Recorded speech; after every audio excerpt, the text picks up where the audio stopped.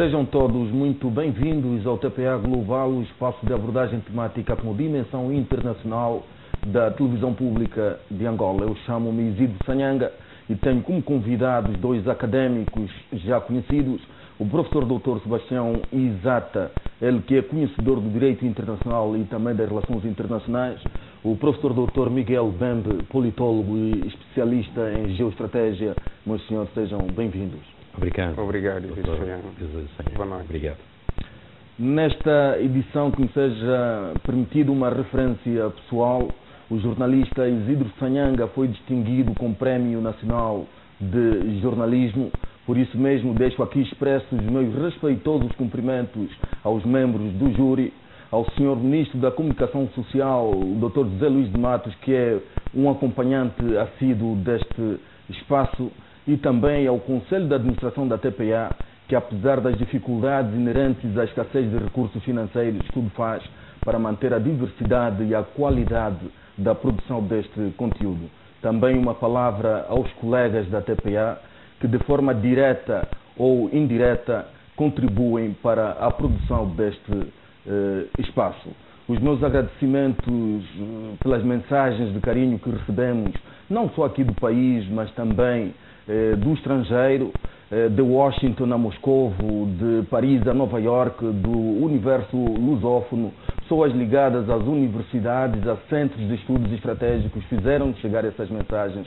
Por isso mesmo, o meu muito obrigado. Meus senhores, o vosso comentário por este prémio que distingue o jornalista Isidro Sanhanga. Dr. Isidro Sanhanga, antes de mais, eu gostaria de começar por felicitar muito vivamente pela distinção, pelo Prémio Nacional de Jornalismo que lhe foi conferido. Aliás, verso dizia Nilo, Nilo, nada vem do nada. O prémio que hoje lhe é otorgado é tão somente a confirmação da sua dedicação, do seu empenho e do seu saber à arte do jornalismo. Professor Miguel Bembe, obrigado, professor. Naturalmente que eu também estou muito entusiasmado e comovido pelo o nosso veterano jornalista, portanto, jornalismo Isidro Sanhanga, pelo mais um prémio, portanto, que conseguiu vencer nesta edição 2016 do Prémio Nacional de Jornalismo. Recordo que o Isidro Sanhanga ganhou em 2003 o Prémio Maboc e também este espaço em que nos encontramos hoje, mais uma vez, o TPA Global, já tinha sido, portanto, objeto de prémio, palanca negra gigante, portanto, neste ano, em agosto de 2016. Eu penso que o seu empenho, principalmente a competência, o entusiasmo e a elegância, portanto, quanto postos no trabalho de investigação, nas reportagens de investigação que tem, portanto, realizado, mas também a forma como organiza as temáticas, as questões que coloca durante as entrevistas e muitas vezes não se enerva, mesmo quando as respostas não são do teu agrado. Tudo isto determinou também a atribuição deste prémio. Portanto, este prémio é de facto de mérito. Por isso eu tenho que felicitá-lo e felicitá-lo também todos aqueles que participam, portanto, na produção deste programa e também aos nossos telespectadores que sempre acompanharam este programa e o seu trabalho. Muito obrigado. Bem, obrigado, professor. De uma forma geral, qual é, digamos assim, a avaliação que os senhores fazem do desempenho da comunicação social, dos profissionais de jornalismo aqui em Angola? Professor Isaac. Fazer jornalismo numa sociedade democrática e plural é, acima de tudo, informar com verdade, informar com base nos fatos e na realidade objetiva. E o desenvolvimento que se tem vindo a verificar do nosso jornalismo não é isolado, é parte integrante do desenvolvimento conjuntural do país como um todo, da nossa democracia constitucional, da nossa democracia pluralista, do nosso Estado de Direito fundado no primado da lei e no respeito pelos direitos humanos. Ora, nos últimos tempos, particularmente depois da da conclusão da paz, da conquista da paz, o país tem de facto registrado passos significativos no campo do seu desenvolvimento socioeconômico, no campo do seu desenvolvimento econômico.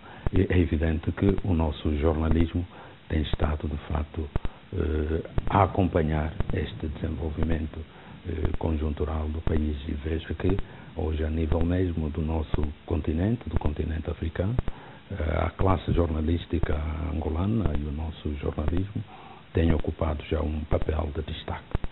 Por isso, parabéns.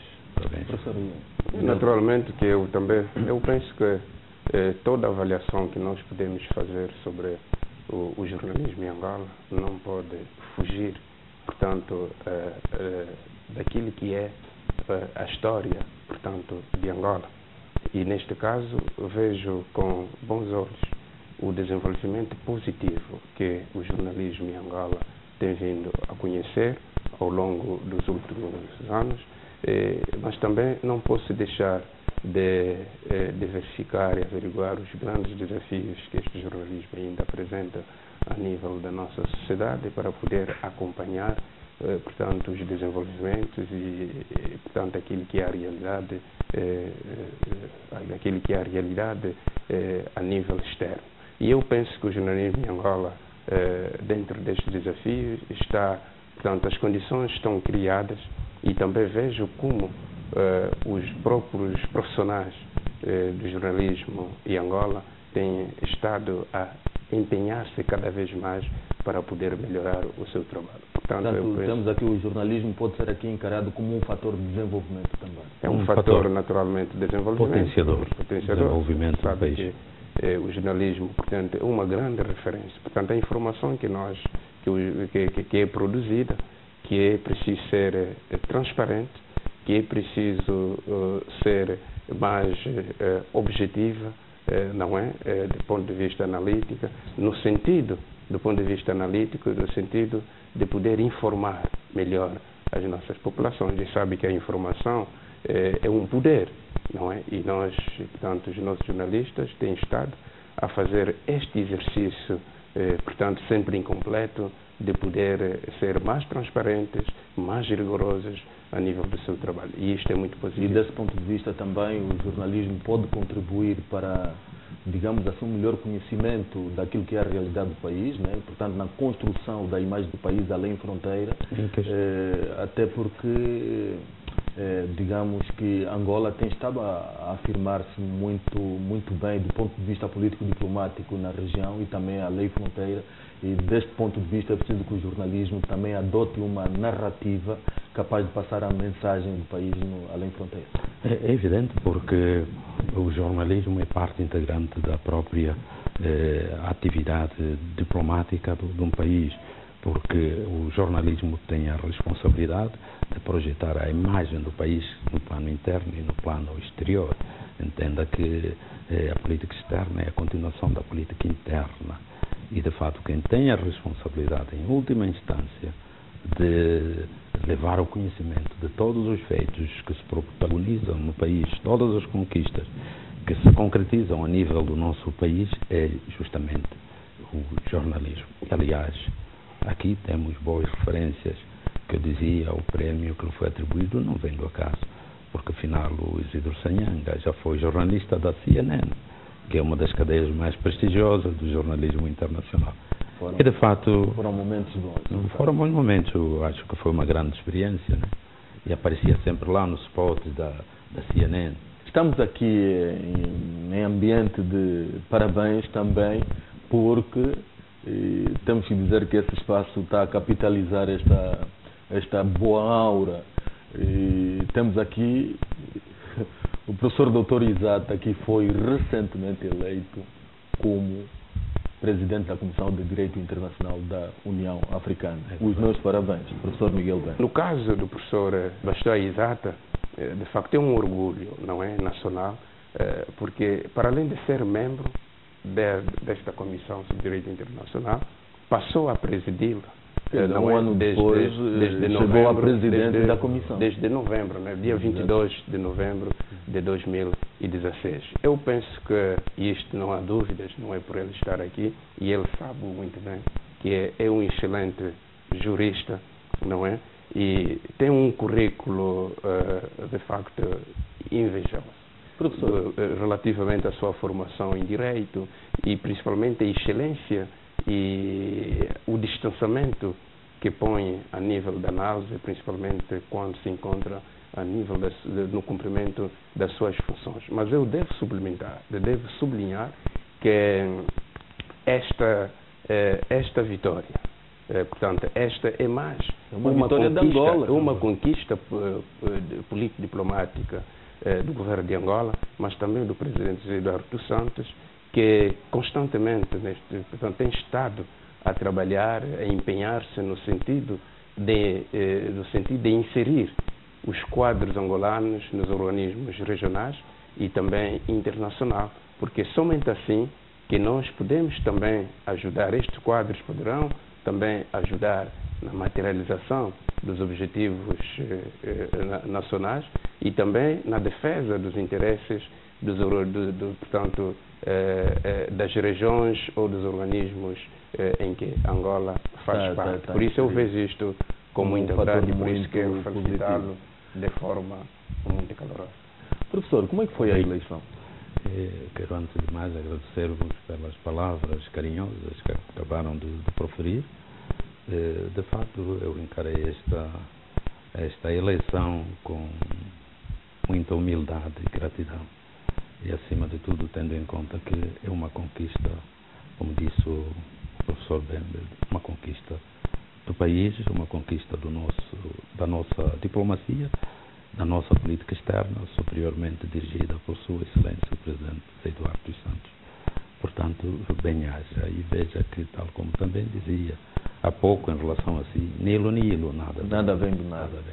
Exatamente. Vê que, a partir do momento em que, de fato, nós alcançamos a paz, a nossa democracia se tem vindo a consolidar nos mais diversos domínios. Angola foi eleita por 2 vezes membro do Conselho de Segurança das Nações Unidas, membro do Conselho das Nações Unidas, e de fato são conquistas que se têm vindo a somar umas atrás das outras.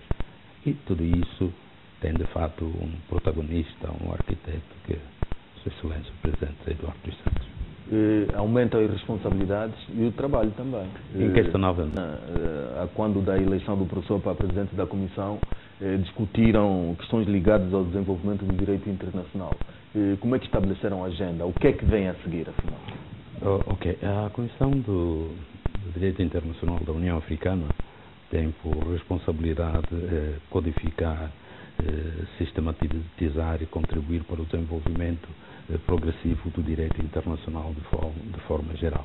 É como que uma equipa de tanques pensantes para os chefes de Estado na sua tomada de decisão sobre todas as questões de natureza jurídica, de natureza legal. Desta vez o lema foi o papel da África no desenvolvimento do direito internacional. Veja que durante muitos anos a África não era um sujeito de direito internacional. Nós éramos um objeto de direito internacional, porque o direito internacional tinha um enfoque eurocêntrico. E os africanos, vejam, desde a sua gênese, desde o Gêntio, não tinham mais do que, de fato, aceitar todas as formulações no campo de direito internacional que vinham da Europa. A primeira participação da África no processo, digamos, da criação de jurisprudência internacional foi com a introdução do princípio do uti possidetis juris. Que isso tem a ver com as fronteiras. O processo da descolonização. Exatamente. O princípio que consagra a intangibilidade das fronteiras legadas pela dominação colonial. E hoje, de fato, o objetivo é fazer com que a África contribua mais para o desenvolvimento do direito internacional desde o ponto de vista da africanização do próprio direito internacional. Portanto, tem que haver aqui maior esforço de regulação das sociedades africanas em termos de ordenamentos jurídicos? Exato. Não só mesmo pela própria jurisprudência que decorre das comunidades económicas africanas. A nível das várias sub-regiões. A nível das várias sub-regiões. Cada uma dessas regiões tem um tribunal e que tem, de fato, estado a produzir jurisprudência, que no campo de direito internacional constitui. Portanto, a Comissão de Direito Internacional da União Africana faz este acompanhamento e, de alguma forma, atua como um observatório também? Naturalmente, e não só.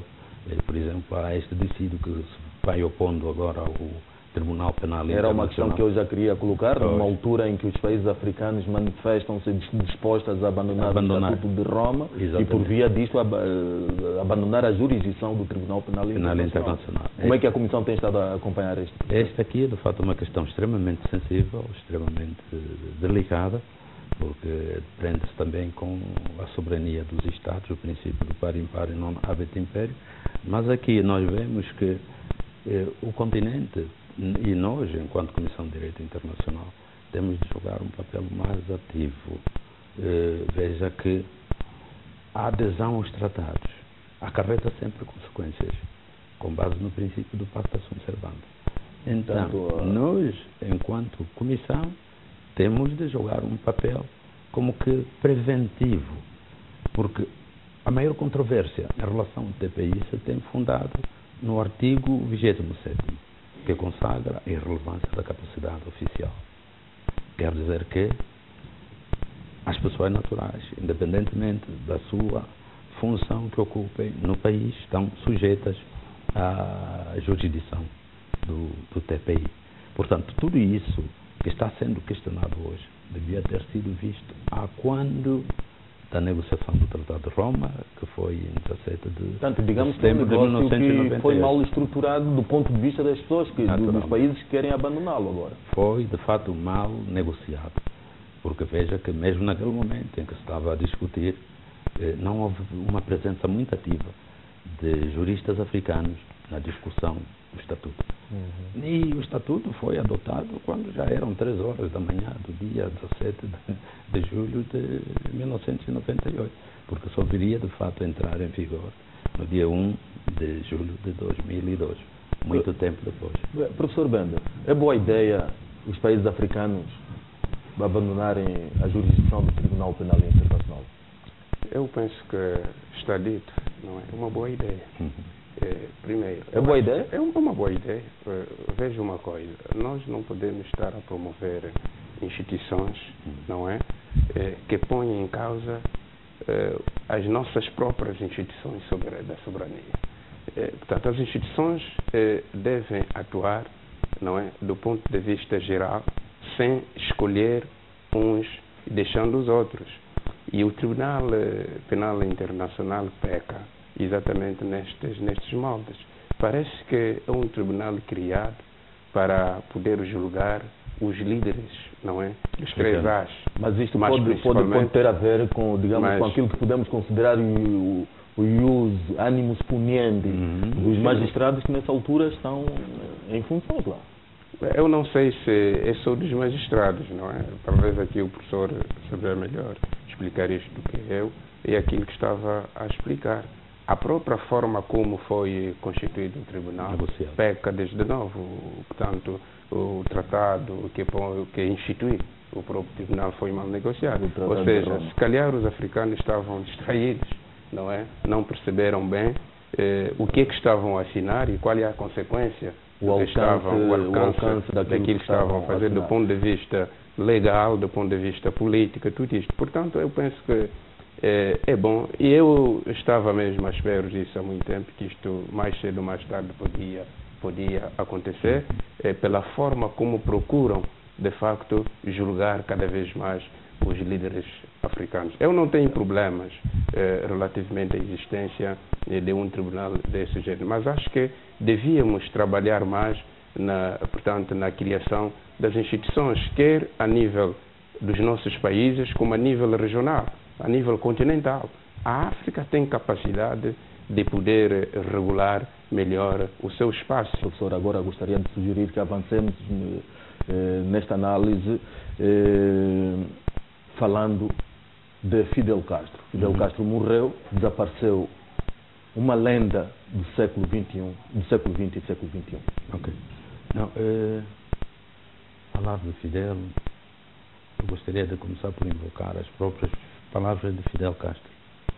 Fidel Castro disse um dia: "La muerte não é verdade quando se ha bien cumprido com a missão da vida." A morte não é verdade quando se cumpre bem com a missão da vida. E Fidel Castro foi, de fato, um dos ícones do século XX e do limiar do século XXI. Para mim, ele cumpriu bem com a missão da sua vida. O século XX, de um modo ou de outro, será sempre marcado pelo protagonismo de Fidel Castro. Qual é o legado que ele deixa para a humanidade? É um legado de valor incomensurável, Dr. Sanhanga.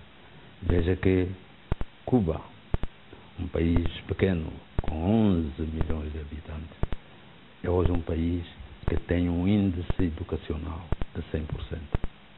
A esperança de vida em Cuba é de 78 para os homens e 80 para as mulheres. E 80 para as mulheres.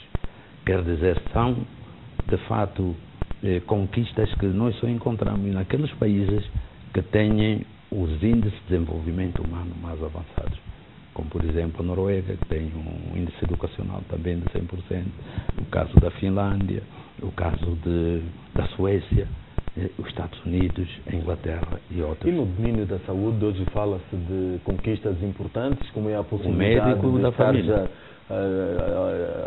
Como é o facto de ter sido e já conseguido uma vacina contra o cancro do pulmão, e fala-se também de avanços significativos em relação à vacina do cancro da próstata. Exatamente, e não só a própria conquista que eles já lograram faz muito tempo, do médico da família, em que cada família já tem um médico que cuide dela.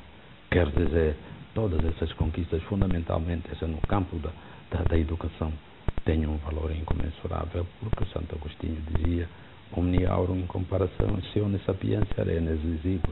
Toda a riqueza do mundo comparada com a sabedoria é como um grão de areia. E de fato, Fidel deixa uma nação culta.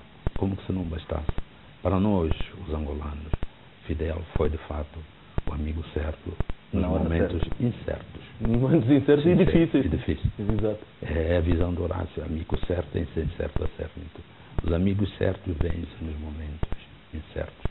E ele esteve sempre ao lado de Angola, desde o limiar da nossa independência, quando manda o primeiro contingente cubano para cá, em agosto de 1975, dirigido por Abelardo Colón Ibarra.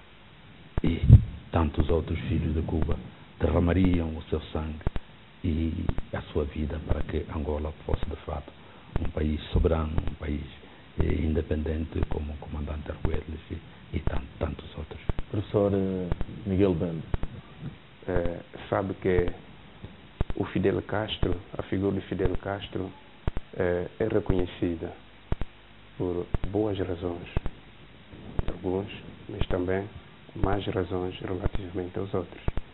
Sabe que do ponto de vista interno de Cuba, nós temos, portanto, acompanhado aquilo que são os gritos, não é, daqueles que nem sempre conseguiram beneficiar um pouco daquilo que daquilo que foram os feitos de Fidel Castro. Entretanto, devo reconhecer, portanto, a importância de Fidel Castro a nível da política nacional, em que conseguiu criar um sistema de saúde e um modelo de educação gratuitos para os cubanos. Eficazes e eficientes. Exatamente, mas não podemos esquecer que em Cuba, Cuba de Fidel Castro também fica com alguns traços muito importantes relativamente à falta de liberdades. Prometeu eleições que nunca tinham sido realizadas. E também problemas econômicos. Estes problemas econômicos não apenas pelas políticas econômicas muito duvidosas, não é, do Fidel Castro, mas também do embargo, não é, que Cuba, portanto, foi alvo antes mesmo dos mísseis, não é? Antes da crise dos mísseis, e que também os cubanos, portanto, portanto, um embarque foi também empurrado pelo Partido Republicano dos Estados Unidos, mas também apoiado pelos cubanos da Flórida, portanto, que se encontram na Flórida. Portanto, mas não podemos perder de vista a importância de Cuba a nível internacional, onde também encontrou alguns detratores, principalmente aquelas potências representadas a nível das Nações Unidas.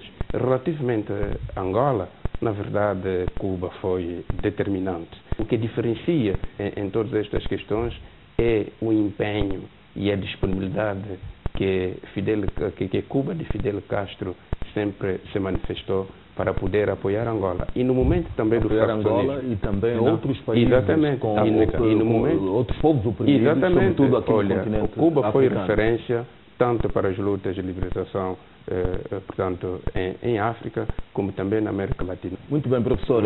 Nós vamos já fechar mesmo este espaço, só para dizer que a televisão pública de Angola foi às exéquias fúnebres de Fidel Castro e percorremos de Havana a Santiago por via terrestre e aquilo que vimos é de facto um território que está ordenado do ponto de vista do desenvolvimento rural, os serviços,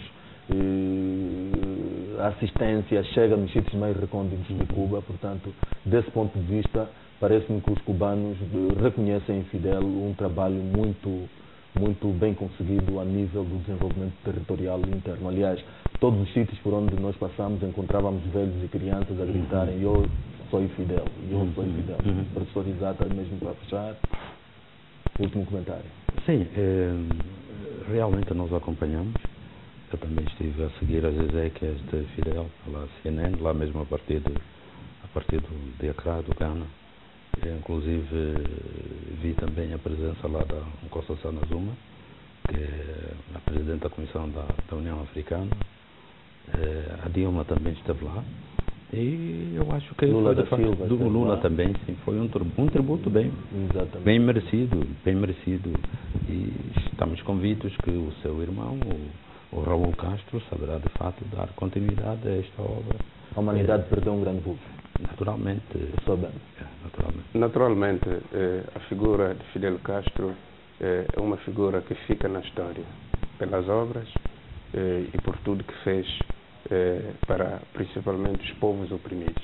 Ele apareceu e apoiou, atravessou o Oceano Atlântico e para ajudar os nossos países. Portanto, sabe que para além de Angola, do Congo, portanto, Fidel Castro apoiou vários países, estou a falar especificamente da África, vários países, portanto, da África Ocidental.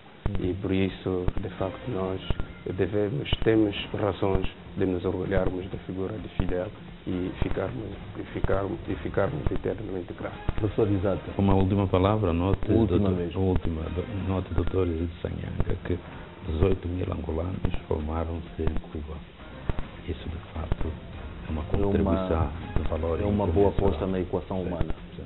Agradeço também a disponibilidade dos senhores telespectadores que nos acompanharam através do canal 1 da TPA e também da TPA Internacional. Muito obrigado pelo carinho da vossa audiência.